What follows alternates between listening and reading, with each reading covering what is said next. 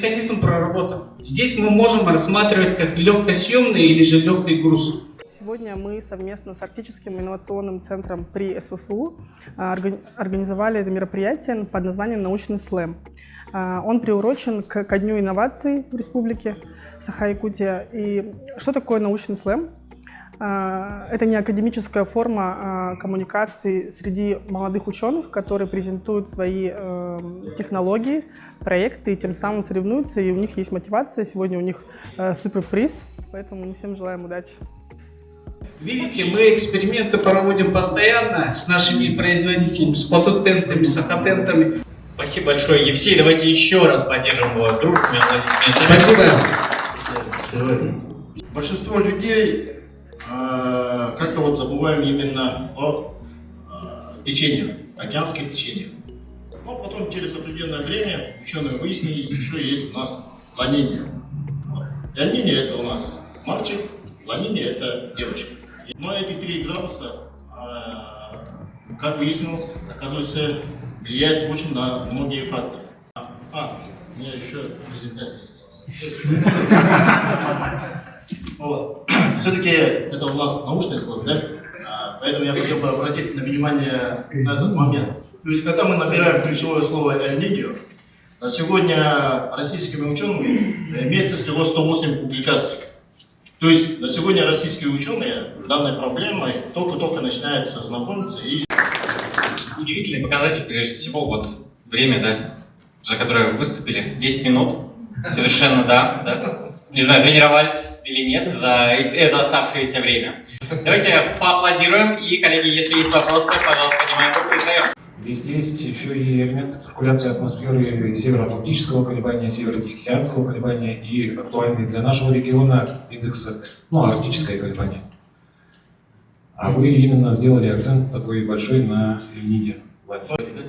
Просто, когда я учился еще в аспирантуре в Санкт-Петербурге, и надо сдать кандидатский минимум по английскому языку.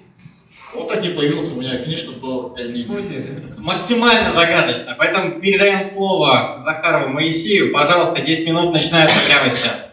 Тема возникла 3 часа назад. Она звучит примерно как Мне лучше нравится то, что на красном, да, потому что то, что на синем, как бы, слишком громко звучит.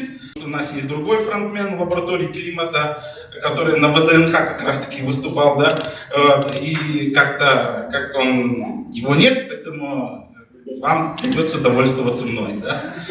В общем говоря, ландшафт это считается наукой синтетической, да. Есть науки аналитические, есть науки синтетические. Вот, например, геоботаники, гидрологи, все они в большинстве своем аналитические науки, потому что они, разбивают все это дело по частям, рассматривают, расчленяют все, да, а мы как бы ландшафтоведы должны все это знать и одновременно ничего не знать, да. Долина Эркень, откуда готовилось нападение на Беларусь, проводится, да, немигюнский хлеб, МАН, где мы, ученые, частенько идем подзарабатывать на детях. Кино там снимали очень высокобюджетное, Солнух, и это в интернете Настя Алексеева. Вот, собственно говоря, сама карта. Она, я считаю, очень хорошая.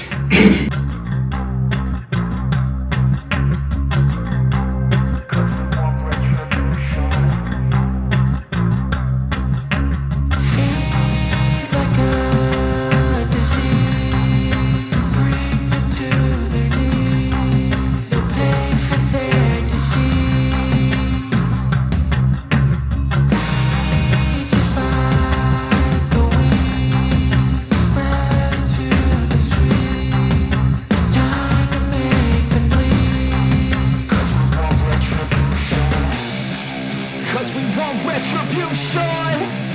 Oh yeah, we want retribution. Oh yeah, we want retribution.